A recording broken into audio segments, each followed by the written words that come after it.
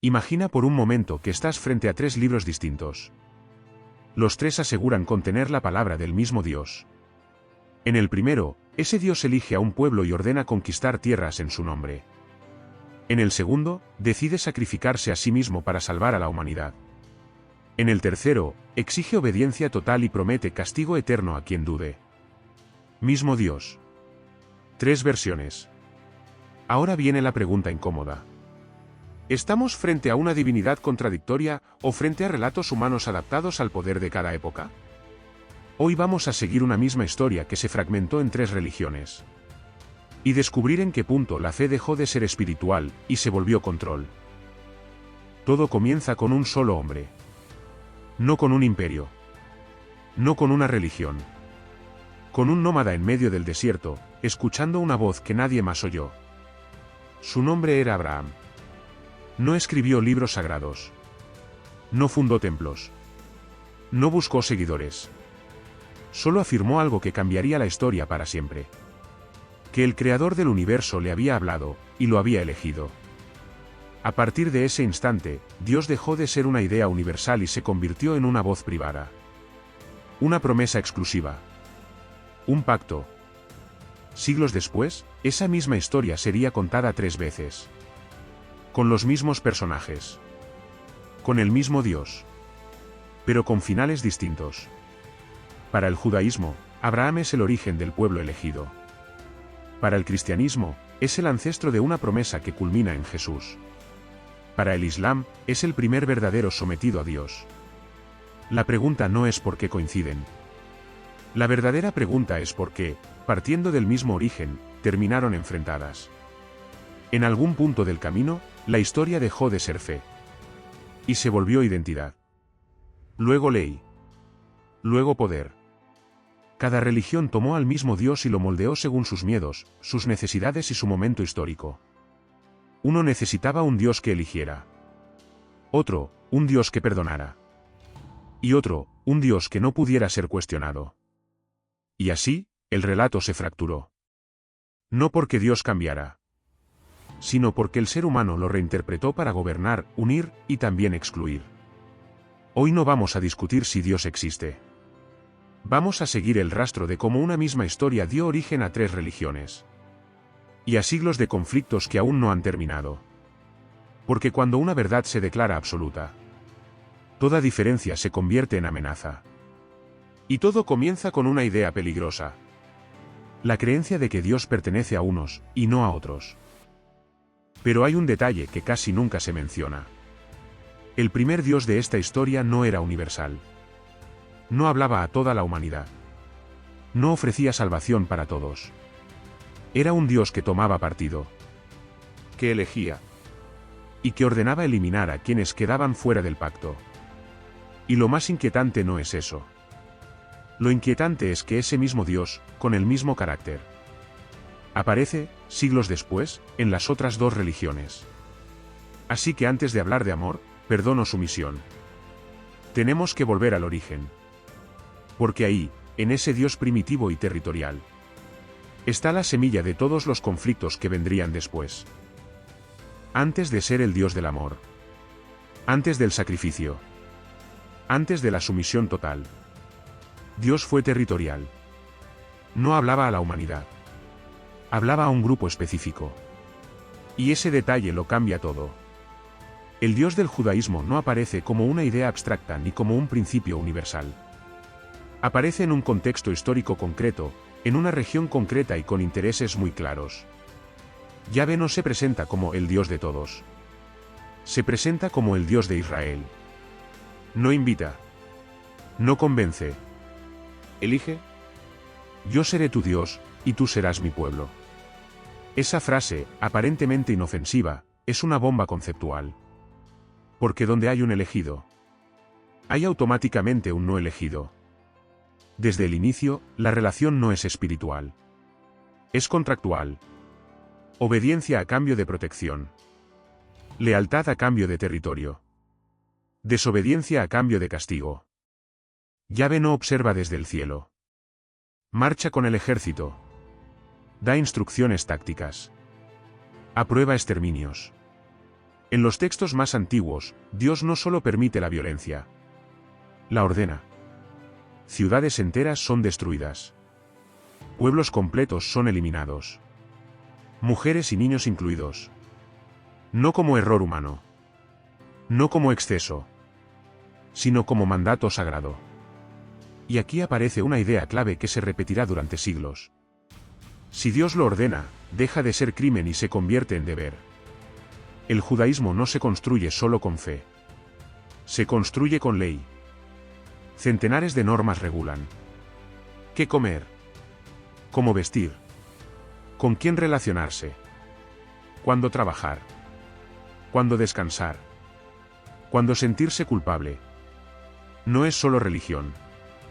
Es identidad cerrada. El mensaje es claro. Obedecer no es una opción moral. Es una condición de supervivencia. Y cuando el castigo viene de Dios, cuestionarlo es imposible. Curiosamente, en el judaísmo antiguo no existe un infierno eterno como se lo imagina hoy. El control no se ejerce prometiendo castigos futuros. Se ejerce aquí y ahora. Derrota militar. Hambre. Enfermedad. Exilio. Todo es leído como castigo divino. La culpa no se proyecta al más allá. Se vive en carne propia. Este Yahvé primitivo no es misterioso. Es comprensible. Refleja exactamente el mundo donde nace. Tribal. Violento. Territorial. Obsesionado con la pureza y la obediencia. No parece un Dios eterno. Parece un Dios históricamente situado. Y eso abre una grieta peligrosa. ¿Y si Dios no creó al pueblo? Sino que el pueblo creó a su Dios para sobrevivir. Pero esta versión de Dios tenía un problema. Un problema enorme. Era demasiado duro. Demasiado distante. Demasiado castigador. Y con el paso del tiempo, ese Dios empezó a perder seguidores. Entonces ocurrió algo inesperado. Alguien apareció diciendo que ese mismo Dios ya no quería castigo, sino amor. Y ahí, la historia cambió de tono. Pero no de fondo. Porque cuando un Dios deja de imponer miedo directo, necesita una herramienta mucho más efectiva. La culpa eterna. El Dios antiguo no desapareció. Solo se volvió más sofisticado. Con el paso de los siglos, el Dios del Antiguo Testamento empezó a generar rechazo. Era demasiado severo. Demasiado sanguinario. Demasiado cercano al poder político. Y entonces apareció una figura que parecía romper con todo eso. Jesús de Nazaret. Un predicador marginal. Sin ejército. Sin templo. Sin poder. Su mensaje parecía simple y peligroso. Amar al enemigo. Perdonar al que hiere. Rechazar la violencia. Por primera vez, Dios no hablaba desde el trueno. Hablaba desde la fragilidad. El cristianismo introduce una idea revolucionaria. Dios no castiga, se sacrifica. El creador del universo se convierte en víctima humana. Sufre. Sangra. Muere. Pero aquí ocurre el giro clave. Ese sacrificio no elimina el miedo. Lo reformula. Porque ahora el castigo no es inmediato. Es eterno. El judaísmo castigaba en vida. El cristianismo castiga después de la muerte. El infierno no es solo un lugar. Es una amenaza infinita. Ya no basta con obedecer. Ahora hay que creer correctamente. La duda deja de ser intelectual. Se vuelve pecado. Y el miedo se vuelve interior. No hace falta que Dios castigue. El creyente se castiga solo. Aquí entra en escena un personaje decisivo, Pablo. No conoció a Jesús en vida. Pero entendió algo fundamental. Una religión sin estructura no sobrevive.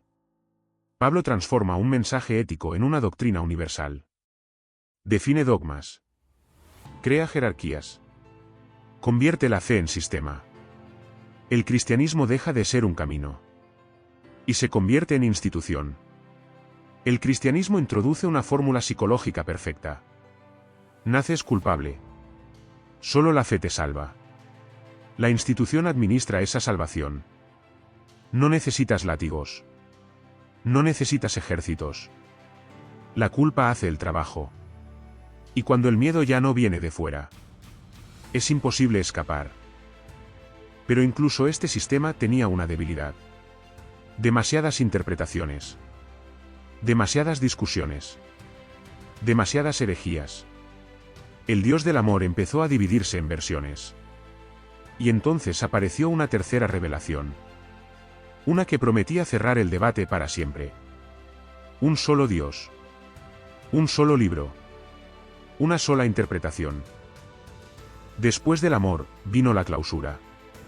Para el siglo VII, el escenario religioso era un caos. Judíos discutiendo interpretaciones. Cristianos divididos en herejías. Concilios peleando por la naturaleza de Dios. Demasiadas voces. Demasiadas dudas. Y en ese contexto aparece una promesa poderosa. Esta será la última revelación. No una más. La final. El Islam no presenta un Dios nuevo. Presenta al mismo Dios de Abraham. Pero con una diferencia crucial. Alá no se encarna. No se sacrifica. No se humaniza. Es absoluto. Inaccesible. Incuestionable. No hay espacio para metáforas peligrosas. No hay lugar para reinterpretaciones libres. La palabra revelada no se debate. Se obedece. La palabra Islam significa eso, sumisión. No diálogo. No negociación.